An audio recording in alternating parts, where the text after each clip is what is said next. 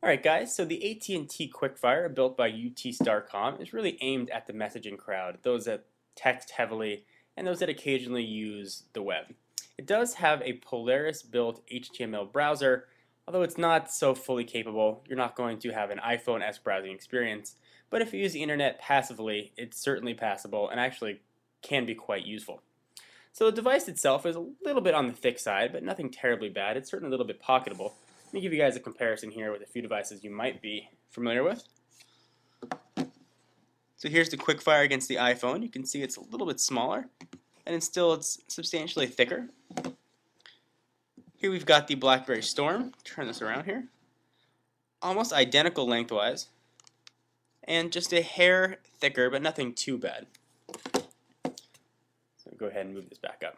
As I said in the hardware overview, the QWERTY keyboard, which is really the meat and potatoes of the device, is very easy to use and actually very finger friendly. I found myself adapting to the keyboard after just a few minutes, and I think that you will too. One thing to know about the device, AT&T is marketing this as a music-centric device, but they don't include any headphone adapters in the box, and there isn't a 3.5mm headphone port on this at all. So you have to go ahead and buy that extra, which is a little bit strange for a phone-centric device. However, what this device is going to be used for mostly is for messaging, and that's really where it excels. MMS, text messaging are a breeze.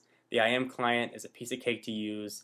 Even the built-in messaging and email application is nice and easy. And you can set up Yahoo Mail, Gmail very easily, and it uses the web browser to access it, and actually does a very admirable job.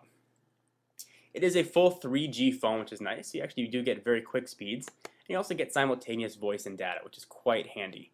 It's got a 1200 milliamp hour battery, and AT&T is estimating 3 hours of talk time or 288 hours of standby time.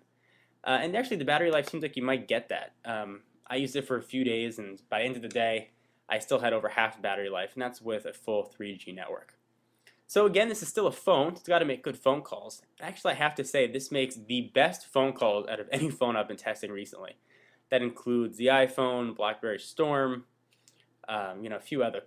The Sidekick. Really, call quality on this has been absolutely fantastic. I was shocked. It's crystal clear.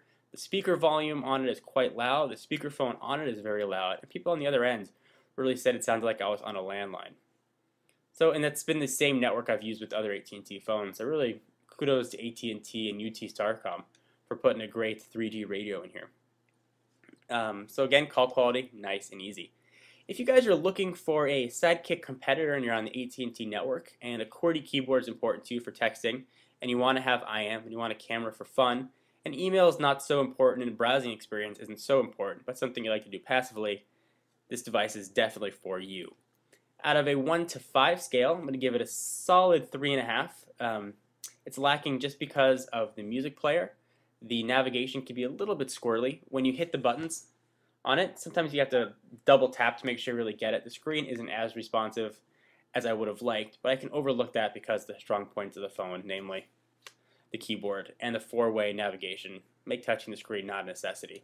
It's more of an added cool feature to be able to touch the screen on a phone like this. So if this is what you're looking for, I can definitely recommend it. You won't be disappointed. Just know what you're getting going in. And it's available on AT&T's network for $99 after rebates. Hey guys, I hope you enjoyed. My name is John Rettinger with john4lakers.com. And if you want some exclusive content, be sure to follow me on Twitter at www.twitter.com/john4lakers. Hope you guys enjoyed, and I will see you in the next one. Bye-bye.